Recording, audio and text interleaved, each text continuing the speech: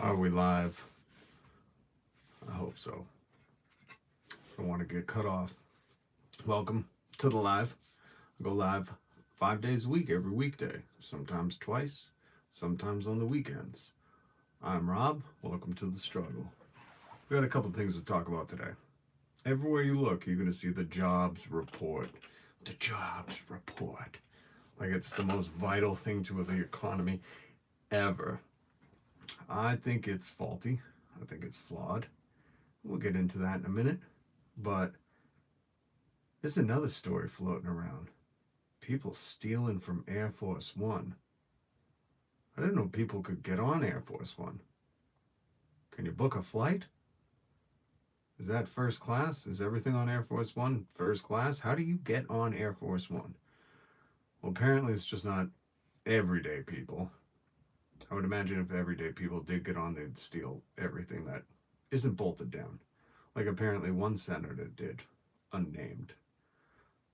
But there are people, journalists, that are stealing from Air Force One every time they get to take a trip on it.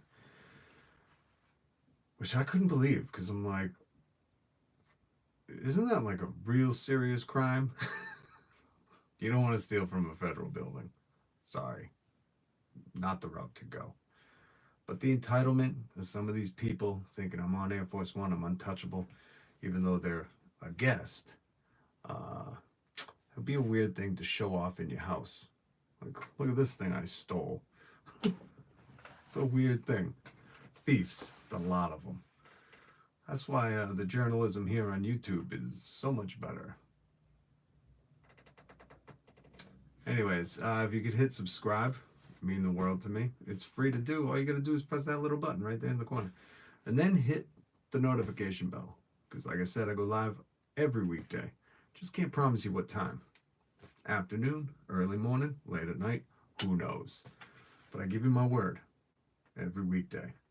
Just can't give you my word on the time. And if you could pray for me, for Jesus to resurrect my career in radio, my radio career, just like he resurrected himself last weekend over Easter weekend. I believe he can do it. I'm moving to a new city. So if you could pray for me, it would be much appreciated. Salute to you. All right.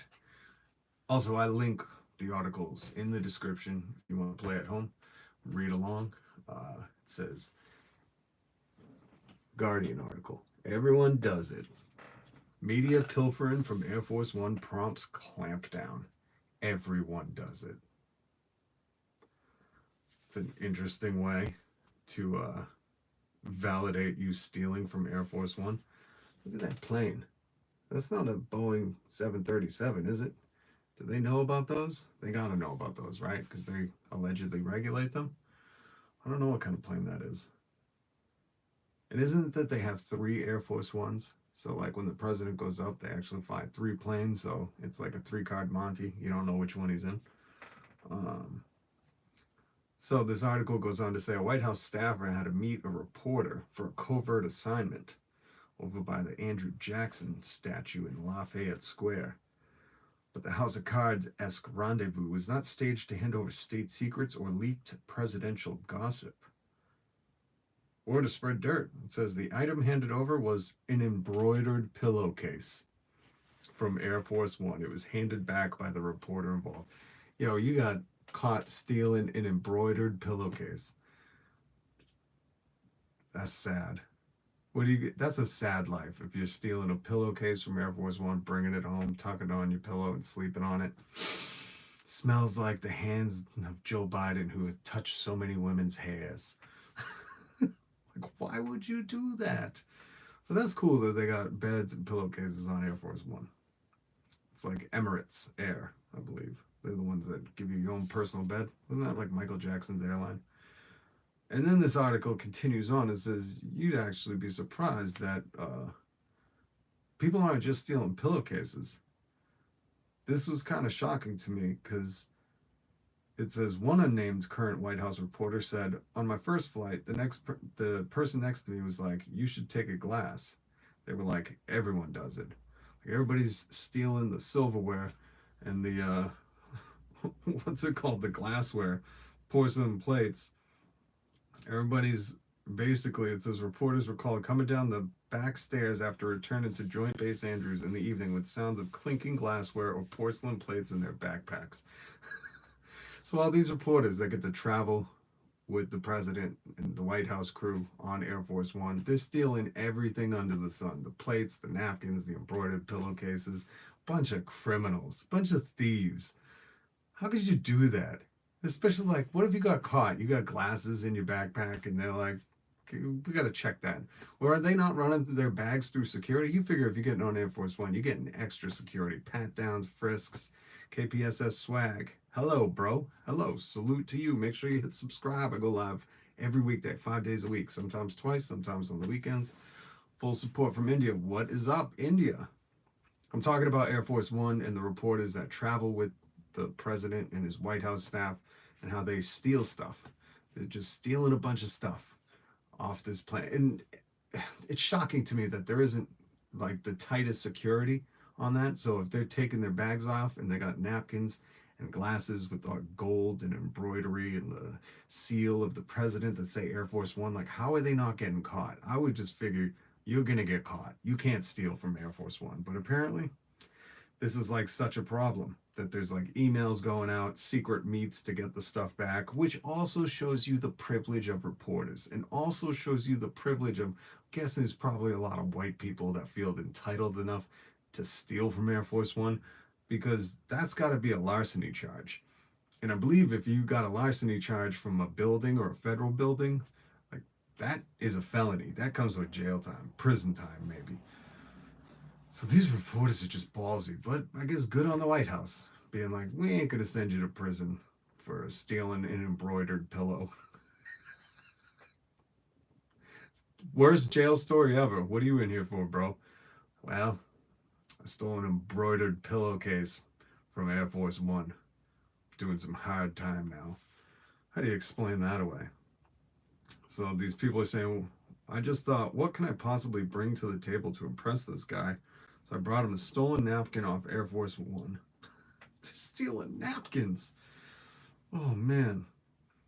I guess that this is they're stealing the elegant place settings. Uh, there's stuff in their pockets, purses, other hiding places. They're saying, who doesn't want a souvenir or memento from their brush with power? But they said most of this pilfering is minor. Plush towels embossed with the presidential seal from the washroom, cheap spoons the White House rents for catering. But some stuff is pricier, like place card holders, silver spoons, glass cut pieces dangling from sconces in the women's washroom. They got sconces in the women's washroom. This isn't a plane. This is what our tax dollars goes to. Sconces in an airplane bathroom. I want my money back. They said there's a widely reported story about a senator in the front of the plane taking everything not bolted out. A senator. This dude works with the president, and the senators, who do we think it is? What senators? We could cross the logs and figure this out. What senator? When did the story start circulating? What senator was flying on Air Force One at that time? Criminals. Criminals. You know Trump had to steal a bunch of stuff. He's got a bunch of stuff hanging up around the office. They said it's not a massive amount of theft, but it's petty, chronic grifting. They said they're all stealing stuff stamped with the Air Force One logos on it. And they're saying, and that stuff can be bought commercially. So I'm guessing there's an Air Force One gift shop where they could just buy this stuff. This is insane. And really the crazy part of this is, like, this is supposedly the highest in our society, like the people that are reporting on the president, the people that work with the president, and they're acting like, 2-bit thieves, little 2-bit criminals. Like I always tell people, like, listen, when you're thinking about crime, you got to outweigh the punishment, the time you do for the crime versus the crime. So if the crime highly outweighs it, I'm not saying, I'm not a lawyer, this is not legal advice, but a lot of these criminals are like, they're doing stuff that's going to set them up for years, and they're outweighing the time. This is one of those things where, hold on, let me look it up.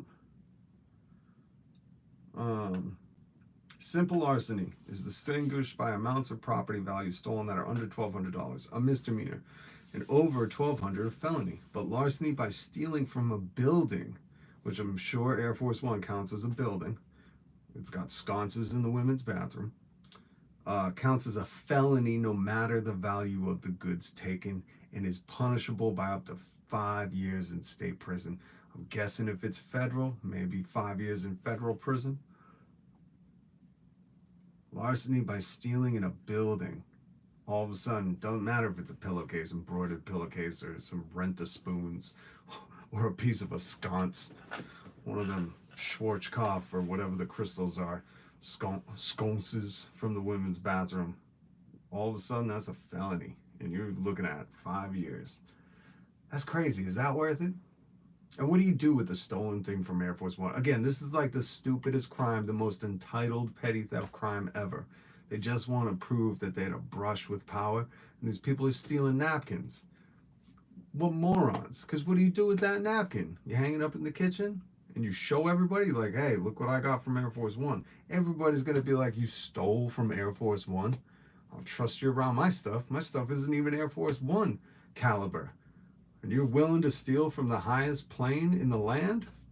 Is that what it's known as? The highest plane in the land? If you're willing to steal from the highest plane in the land, I don't want you coming in my kitchen, because God knows you ain't going to treat that with any respect.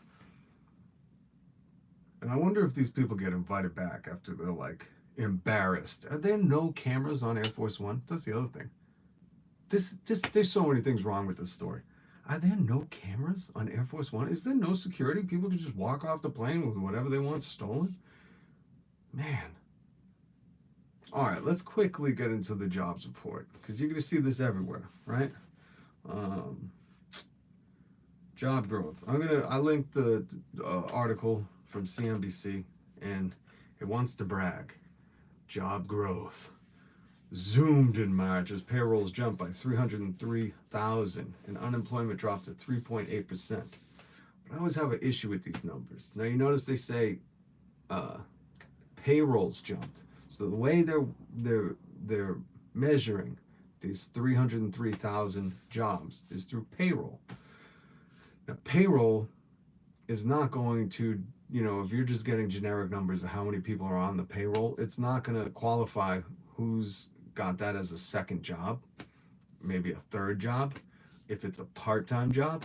And that's always been my issue with these job growth numbers, is they're just blanketly reporting, look at how many jobs grew. But when you scroll a little bit down in this article, not the headline, not all the bragging, how it beat the economists' Wall Street expectations of 200,000, but when you go down and you read about the household survey, which is used to calculate the unemployment rate, posted an even more robust gain in March, up 498,000, more than absorbing the 469,000 increase in the civilian labor force level. But then it goes into the details that I always want to know about. Gains tilted heavily to part-time workers in the household survey. Full-time workers fell by 6,000. Part-time workers increased by 691,000. Multi-job holders rose by 217,000 to 5.2% of the total employment level. Those are huge numbers. And when you consider full-time workers falling by 6,000, part-time workers increasing by 691,000, and multiple job holders rising by over 200,000, the numbers start to not look as good as they are. And I've always said this when people like tell you or tell me to get a real job, and they say, well, why don't you get a second job? I always tell them, I can't punch in at 2 jobs at once. So it doesn't matter if you have 2 jobs that are minimum wage that you can't afford to live on anyways, because you're not making that money doubled. You can't work those jobs together. You're just working longer for the same amount of time. You might as well just get more hours at one job, because it makes no sense to have 2 jobs. Unless you can find a second job that pays exponentially more and you don't have to get taxes taken out of, which doesn't exist. So You're going to see these job reports everywhere. And I hate how it says the Fed is looking to guide inflation back down to 2%. They say inflation's running at 3%, but we know that's BS. Whatever averaging that they're doing is absolute junk because we have the numbers from the earnings report. I always talk about this Kellogg CEO who came out and said, eat cereal for dinner if you can't afford food. He says he raised cereal prices over the past year 17.3 or 17.2%. Cereal went up 17%, the cost of cereal. So when they roll out these numbers saying, well, inflation's up 3%, none of the inflation from the food index or from what you look at individual things, individual categories, milk, cereal, soda, chips, none of it is under 3%. None of it. But somehow they get this faulty number of like inflation's only at 3% and the Fed's looking to bring it to 2. That is absolutely misleading and misguiding because none of this stuff went up 3%. And you can get on the earnings calls to learn what these companies say, we rose prices by this much, 8%, 7%, 12%, and we're making this much profit. But then you got the media turn around going, it's only at 3%. We know it might seem differently, but it's BS, man. So again, some of this is not to be trusted. It is really horrific, and especially when they say in the beginning of this article, again, all the articles are in the description. I talked about Air Force One. You can read that about how everybody that goes on Air Force One as a guest apparently is also a petty thief, which, what does it say about those people? Seriously, I would never have any of those people in my house. They're willing to steal from Air Force One, get a larceny felony charge, stealing an embroidered pillowcase. I don't want them in my house. What are they going to think? They have no respect for the presidential plane. They're going to come in my house and respect it? I don't care if they say, oh, they're doing it because it's close to power. Nah, he's a thief. So they also say wages rose 0.3% for the month. 0.3%. So let's just look at those numbers. Let's just take these as God's honest truth. If inflation's at 3% and wages only went 0.3%, what is that? I don't know math well. I'm guessing that's like 10 times. 10 times. So inflation is at 10 times the rate of our wages. So we can't afford nothing, and that's just what they're telling us. But I also think it's a little suspect to say that wages went up 0.3%. Where are they getting those numbers? And how do they know that those are actual numbers? From what? What is it going up from? From base salary? Because we know it's not for minimum wage workers. And how many of these 303 jobs are not minimum wage? It's such a skewed, weird metric to almost try to stoke the flames of the stock market to make people believe the economy is good when all these issues, housing, food costs, just the cost of living overall, gas prices, oil, heat, I wonder how many of those 303 jobs added were minimum wage jobs. Because if they were minimum wage jobs, you can't say wages rose 0.3% because minimum wage jobs are not going up outside of California, maybe. So all these numbers, I just hate when people just take it and they turn around because they do it to me. And I've been in the job market for a long time, and I studied these things religiously because I need to know what's going on with jobs. And obviously, I'm looking for some, and I deal with the minimum wage job market, and I fight for that to be raised. But it's just, it's sad. Because there's a lot of people that will read this headline. Job growth zoomed in March as payrolls again. They don't say high paying jobs, median salary in America jobs. They don't even say minimum wage jobs. And they talk about unemployment dropping to 3.8%.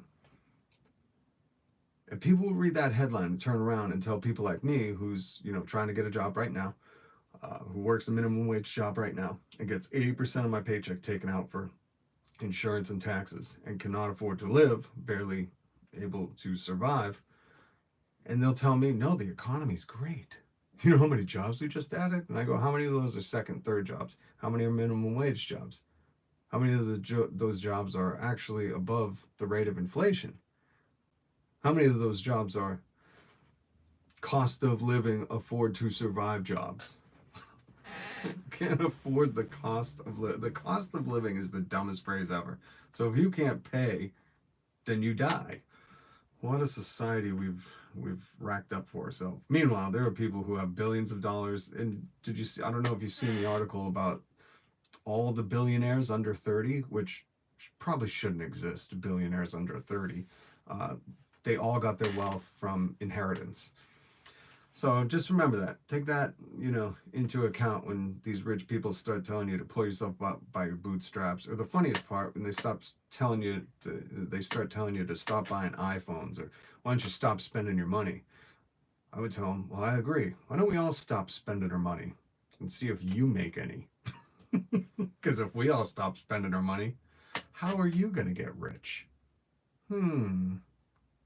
Pandora's box. So yeah, just don't read these headlines and turn around and be like, everything's great. The economy is doing fine.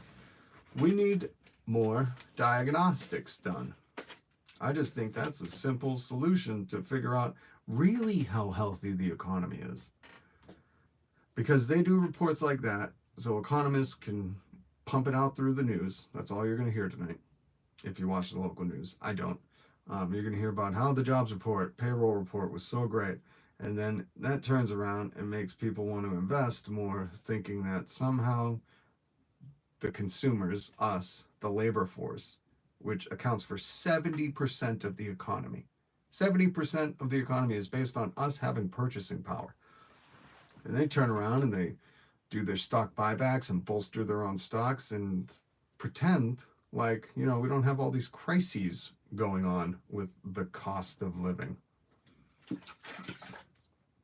And it's weird. It's such a simple fix. And the rich people know this. The simple fix is you pay people enough to be able to afford to live. Henry Ford did it, gave people time off, didn't cut their pay, and all of a sudden he became a billionaire, or whatever at the time, millionaire. People could buy his cars. They could use it. They had time to use his cars, so they wanted to purchase his cars, and they had the money to do it. I mean, even the old asshat millionaires, wealthy people, figured that out. Now the greed has blinded them, and they know it has to do with money, that if they just paid us enough money, we could keep the economy going. And they know that because they do it to themselves. They give themselves these huge stock buyback compensation packages, bonuses, so they can buy mega yachts and ask the Dutch to rebuild a bridge so they can get their mega yacht through. Or if you see Jeff Bezos building a $49 million home while his $147 million home gets finished, like, they understand that you need money to keep things going. They just want it all to themselves. And I say, we're coming. I say, bring back tradition. If you haven't seen Rusty Cage's Guillotine series, he has an amazing patch and pin that says, bring tradition back. And it's got the guillotine on it. I agree with that motto. I love that. I wish I thought of it. Rusty Cage, amazing, amazing artist here on YouTube. So I'd highly recommend watching his series. And he has some good songs about lemonade and let's all go to the guillotine and lose our heads. Absolutely brilliant artist. Highly recommend subscribing to Rusty Cage, and subscribe to my channel too. It's free for you. It means the world to me. It's been a difficult time for me and my family right now, so seeing new people joining the family in solidarity means the world to me. So thank you very much to those who have subscribed, and if you haven't, please do. Also hit the notification bell. I might go live again later tonight. I think I'm gonna, because there was stuff I didn't get to talk about yesterday. There's more stuff. I just want to jump on briefly. So big shout out to everybody who has subscribed. I thank you so much. Hit that notification bell so you get notified when I go live later, and we can chat up in the comments. Last night, Kim's tripping, Ample Thought, a bunch of people in the live chat. I appreciate you. I love you for participating. That's what this whole thing is. That's why we do this live stream. Not only to entertain, inform, and crack some sarcastic jokes, but also to start a dialogue, to start a conversation. That's what I'm here for. And it will always be centered around helping the working class, the working people.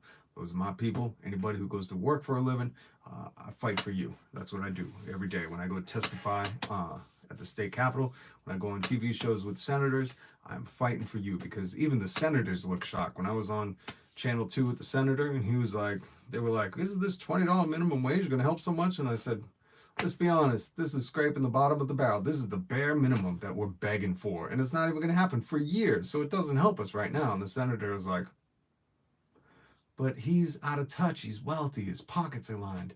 We need people like me who are in the thick of it, working in the mix of it. We understand what cost of living truly means and how absurd that is. We need people like me, like you, speaking up, saying things, and fighting for each other in solidarity to the working class. So that's why I do this. Ultimately, that's why I keep doing this every day in the thick of all that I'm going through, because I believe if we come together, we can make a better tomorrow for us, for our children. So I thank you for joining. I thank you for subscribing. And please hit the notification bell, because if I go live later, I want people like KPSS Swag up in the chat, in the live chat. I love conversating, whether we agree or disagree, especially when we kind of disagree. Constructive criticism. I don't want to be surrounded by yes men. When I was hiring people in radio, I'd always tell them, if you're better at me, smarter than me, if you can outdo me in anything, that's great. I would love to be the dumbest person in the room, because that means all I can do is learn. So whether we agree or disagree, hi, Lewis Taylor. What's up? I'm just catching at you. You just catch me at the end, Lewis. Lewis Taylor, thank you for joining in. Please hit subscribe, because I'm almost positive I'm going to go live again later tonight. And we talked about people stealing from Air Force One. We spoke about the jobs report. How many of those jobs are part-time, second, third jobs, minimum wage? They don't say none of that. They do it to stoke Wall Street's flames so the stock people can make a ton of money on their buybacks and compensation and investments. But yeah, please hit that subscribe button and the notification bell. So that way, when I go live later, you can join in the chat. I love that. Thank you, Lewis Taylor. I appreciate you coming in and hitting the chat up right away. That's huge, man. And before I do go, I need you to pray for me. Pray that Jesus resurrects my radio career, just like he resurrected himself over Easter weekend.